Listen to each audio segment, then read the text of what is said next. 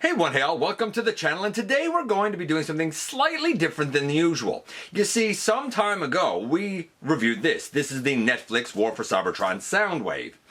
And we also reviewed this, which is the Legacy United Soundwave, the repaint, the re-release, because the Netflix one was plagued with a lot of plastic that was turning yellow. The grays were becoming kind of a pukey green.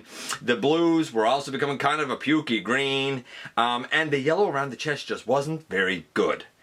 I wondered, after seeing this, if it would be possible, and if it would work, to do some custom work on the Netflix one to make him functional. Because a lot of people said they didn't necessarily want to have to buy the mold again. This isn't so much a review as an update. How good is a repaint job on the Netflix War for Cybertron Soundwave? We're going to find out in comparison with this guy in the latest GotBot True review.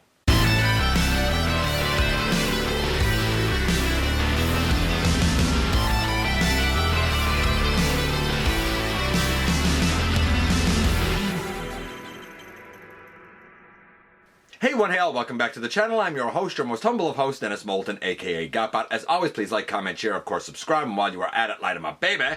Hit that notification bell, please. Helps me out a ton, let you know when content of all sorts goes up here on the channel. Check out Machinery of Man, The Everything Factor, all the groups that I'm either a mod or an admin for, as well as all of my social media links. All of that is in the description down below, also in the description, and if you're in a position to help the channel to grow, you can use the donate link, check us out on Patreon, see what we have to offer to you through spring, or of course, hit the join button at any given time and become a channel member. So, this is, like I said, a custom job. Now, I'm not a fancy customizer like some people, because I'm sure that some people who do a lot of things like take their, figures apart, or use, like, an airbrush and that sort of stuff. Sure. But what about for, the run-of-the-mill, the person that doesn't have a whole lot of experience with customizing, or they want to keep it cheap, or they want to keep it simple? Can you do enough with this mold to make it work and make it functional? Well, we're going to find out together when we head over to the table and take a closer look at this lad compared to this lad. And here we have my custom painted now Netflix War for Cybertron Soundwave, as well as the Legacy United Soundwave. And this isn't really a Soundwave review as much as answering a question.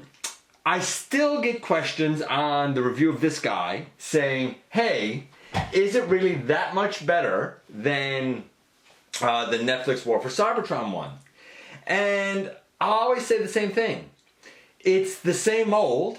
The blue is a slightly darker shade of blue than on here. The gold around his chest is certainly better than the yellow that was around this. And at least thus far, it has, by right, more paint with the red highlights up here and down on the wrists. And it's not yellowing. Certain things that were colored silver on the Netflix one are left kind of a gray on the Legacy United one. But I thought about it after getting so many of those questions and said, hey, I wonder if there's a way to simply do some custom work on the Netflix one and maybe make it usable. Now, a couple of caveats here. First, I am very simple when it comes to the customs I do, because I want it to be something that anyone can sort of pick up and do. Naturally, if you are a more advanced customizer using things like airbrushes and whatnot, then you already know that you can tape this stuff out and you can airbrush it and it's going to be just fine. But let's say you're not to that degree. You have the Netflix War for Cybertron one. It yellowed on you at the elbows. The blue started to turn green. The legs as well started to turn green or brown. It's not really yellow per se. The hinges up here, the slot that this goes into, there was a number of things that turned color. Down under the arms, down on the side of the legs, behind the legs, the pieces that fold in, all started to change color. And I said, there's a number of issues with this guy. So let me explain kind of what I did in robot mode as we look at the front here. And I'll do each side and then we'll see the alt mode. First, I took the arms that were here off at the bicep. They are currently on my Siege one, and yes, the elbow has discolored. If I left the stock arms on this guy, I would absolutely color that hinge silver. As it is, I put the arms of the Siege one on this guy. They don't have the discoloration issue. I also gave him this piece and the blaster from the Siege one because they have the detail painted on there. It's more of a pink maroon than the deep red over here. So the red on the wrists, on the blaster, and up here on the Legacy United is crisp. Nice and crisp. It's not as crisp here, but it's certainly functional. Then we get to the chest. I bought a gold for the chest, and I can't tell you the name of it now. I think it's just bright gold, honestly. And it's an acrylic paint. And it's just like a Craft Smart from Michaels. It's very simple. I applied it with, small brushes. Numerous coats over the yellow. I thought about doing the hinges down here, but said, no, I'm not going to do that. I'm going to leave it as it is. The color match between the gold on the chest and the side is slightly off, but it's certainly better than it was. And I kind of like the bright gold next to the brighter blue that this guy's made out of. Whereas with the United, I prefer the dark gold next to the darker blue that he's cast in. I also mixed and again, this would be Craft Smart, a gray, it might have been graphite, but I think it was gray and white gloss acrylic, and that's what I did the legs in. So the legs, they were yellowed on mine. I painted them that color. I've had no issues with them since.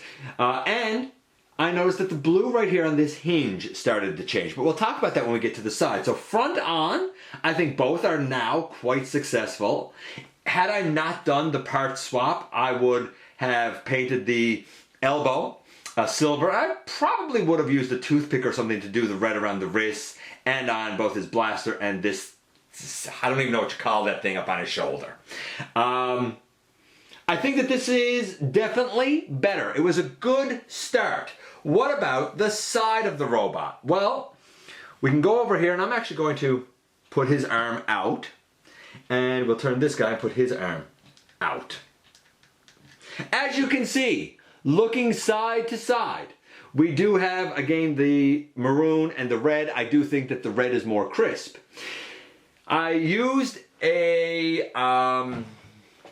kind of like it's not really a navy blue, it's sort of a navy blue, down here and here. It slightly has a purpley tinge to it, ever so slightly, and I do need to do a clear coat, which is why it looks matte. But this was pretty much green, and this section here was pretty much green. Under the right light, you really don't notice the slight mismatch of color. It's actually quite good. And you know what? Even if it has a slightly indigo type of tinge to it, and I always find indigo falls a little more on the purple side than on the blue side. But even with that, once you put a clear coat on here and here, I think that it's going to be really quite acceptable. So that's it for the side. Then we get to the back, because the other side is the exact same thing. And on the back, putting this arm down, we can turn. Putting this arm down, we can turn. And now we're at the back. And on the back, this whole section was also turned that kind of pukey green color. It was gross. So what I did is I painted that the blue as well. It too needs to have a clear coat done. I also painted the pieces in behind the butt flap that fold out in alt mode. I painted those pieces silver, and the reason I did that is because on the Netflix one, down here and all the buttons, they're painted silver, whereas on the Legacy United one, they're left gray. So in terms of robot to robot, there's a fair amount of touch-ups in blue and green, and I guess silver that I did with this guy, as well as a little bit of parts swapping. Turning him around and turning him around. Now, that's it for the robot. I think they're quite comparable. I love the Legacy United deep colors. And I didn't realize I have kind of a penchant, I suppose, for deep colors until Thundertron. And I realized I don't want the Star Raider exclusive version of Thundertron with the brighter blue and the brighter gold and the different head because I liked the more deeper bronze and the darker blue. And that got me thinking about these two. I feel like the War for Cybertron one, the Netflix one, actually with the lighter blue and now the lighter gold looks a little more animation accurate. I feel like the Legacy United looks more like accurate to, say, the Headmasters cartoon before Soundwave gets destroyed and becomes Sound Blaster. Like, I feel like it harkens more to Japanese animation accuracy. I think they're comparable here, but I actually think now the Netflix one is a little bit better. The only other two things that I will note in robot mode is the hinge at the top of the shoulder I painted silver, and again, like, I didn't worry about it going out to the side or anything like that. I also painted, I'm taking this out, that up next to his head, silver. And lastly, I painted in behind the knees silver. You might say, why did I do those things silver? The silver paint pen that I use, and I have a couple of different ones, I find is a super thin paint. And when I do it, as it dries, it tends to kind of fill in all the crevices. So the silver used for joints, I feel works the best, at least in my experience, for doing a simple custom. Let's see the alt modes. And boom, here we have them both in now their cassette player alt modes. I said it when I reviewed the Legacy United, and I'm going to say it again. I think the tolerances on the War for Cybertron one are better, at least smoother on mine. They're tight over here, but certain things are a little too tight. So what can we say in this mode? First, this piece and this piece that are folded into the legs are now silver and painted thusly instead of the gray over here. Also, where the head flips in right here, I've also painted that silver because otherwise it was going to look that ugly kind of browny gross color. This front piece on my War for Cybertron one never ever tabbed in correctly. I've never bothered to try and like shave down the pegs or anything to make it tab in correctly. It's as long as it's down here, I'm fine with it.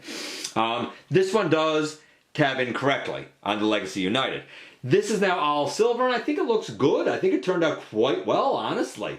Obviously, you can still see the gold around the middle of the chest. And not for nothing, but doing this detail here on the cassette player chest just below the Decepticon logo, really hard to do. But, you know, that's neither here nor there. I also painted the button, the mix of gray and white that I use for the thighs. And does the button still work? Yes, it does, as you can see. From the side, you wouldn't really see anything. And from the back,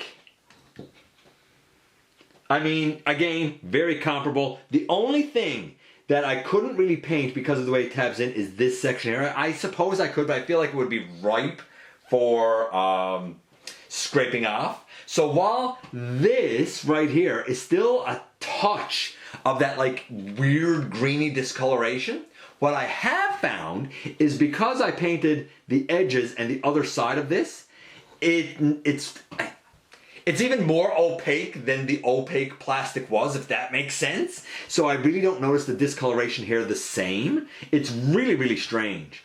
At the end of the day, here's what I would say, and hopefully this answers the question for anybody that has been wondering or on the fence about the Legacy United one. The molds are exactly the same.